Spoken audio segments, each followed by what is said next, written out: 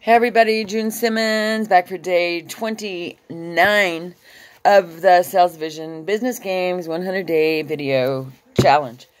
And tonight we're going to talk about Secret 2. Where are they hiding the Dream 100? One day in college, I knew I was supposed to be doing homework, but my ADHD mind couldn't take it anymore. I had to stop writing, even if it was just for a few minutes. I looked around to make sure no one else was looking. Then I opened a new tab on my browser.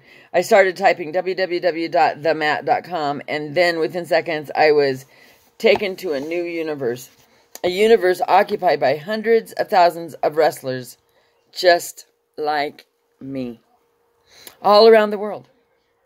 This was our playground where we could talk about wrestling, post pictures and videos, and debate about who was going to win every match happening at the next big tournament.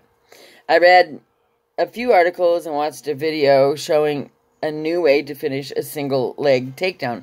Afterward, I went to the forums on how I love the forums. Who is better, Dan Gable in his prime or K.L. Sanderson now? Someone had just posted. Of course, I had an opinion, and it took everything I had not to spend the next 90 minutes writing my thoughtful response about how if we shrunk Kale down to Dan's size and took him in a time machine back to the 70s, Kale would have destroyed Dan head to head, but I knew I couldn't. My paper was due the next day, and I was locked away in study hall until it was done. Angrily, I closed down the tab and sat back in my chair and stretched before I made the trip back to reality. As I was leaning back, I started looking at my other wrestler friends who were locked down in study hall with me because of our bad grades. As I glanced towards our 133-pounder, I noticed a smile on his face. What? How could he be smiling in study hall? As I had shifted my gaze from his face to his monitor, I saw it. He was also on themat.com, and he was writing his comments on why he thought Dan could actually beat Kale. Then, looking at the other wrestlers in the room, I decided I had to know what they were doing. Faking that I was going to the bathroom, I stood up and started to walk past their desk. I looked at our 157-pounder screen. Yep, he was looking at themat.com. The 178-pounder, themat.com. But what about the heavyweight?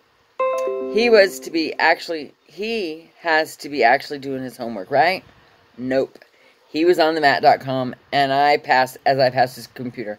I quickly read his forum reply that Bruce Baumgartner, 2-time Olympic heavyweight champ and 4-time Olympic medalist, would beat both Don and Kale at the same time.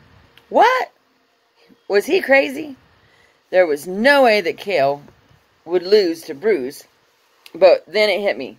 TheMat.com was like our corner of the internet. All the wrestlers in the study hall were congregated on that website talking about wrestling. But we weren't the only ones. Wrestlers in other colleges across the country, along with high school wrestlers and their parents, were on the website too. All around the world, hundreds of thousands of people were all together in this one spot to talk about the topic that we all love most, wrestling. And can you tell where this is going? Honestly, that was the real power of the internet. It has allowed us to connect with like-minded people in a way that wasn't possible before. It allowed each of us, with our unique and sometimes weird hobbies and interests, to congregate with our people to discuss the things that mean the most to us. It wasn't always like that, though. When I was in high school, we didn't have themat.com, so the only people we had to talk to about wrestling were the other few dozen wrestlers in our school. But we weren't the only group. High school was full of different groups like the basketball players, weightlifters, jocks, band members, and kids who played Magic.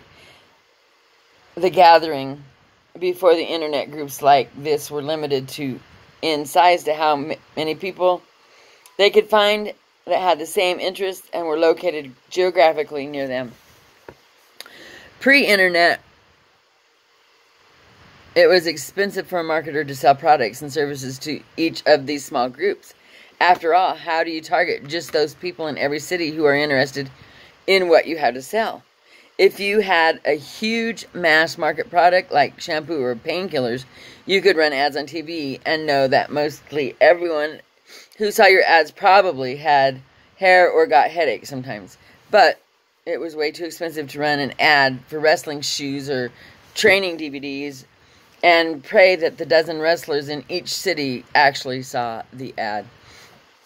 But the internet changed everything. It took the dozen wrestlers from my high school and every other school around the world and put them together in one spot.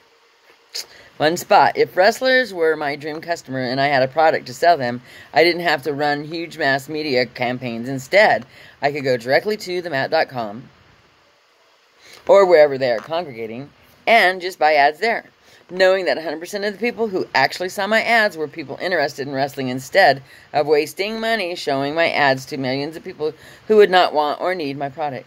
I could make sure that only my dream customers would ever see what I was selling.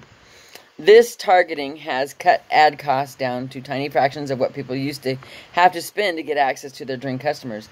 This is what has made it possible for smaller businesses like ours to compete against the oftentimes even dominate the biggest brands. This same principle is true no matter who your dream customer is. The internet has made it so that when you find those existing congregations of your dream customers, it's like catching fish in a barrel. You simply have to find the barrel of fish with your dream customers and throw in your hooks. If your hook is good, it will pull people from the barrel into your funnels. So, we're going to go on. We'll go on to the next one tomorrow. So, that'll be good enough for tonight, day 29. And I'll be back for day 30. You know I will. I'll see you tomorrow. Thank you so much for watching. If you're watching this on YouTube, subscribe to my channel. If you're watching it on Facebook, please like it and comment. And, yeah, I'll see you back here tomorrow. Have a great night.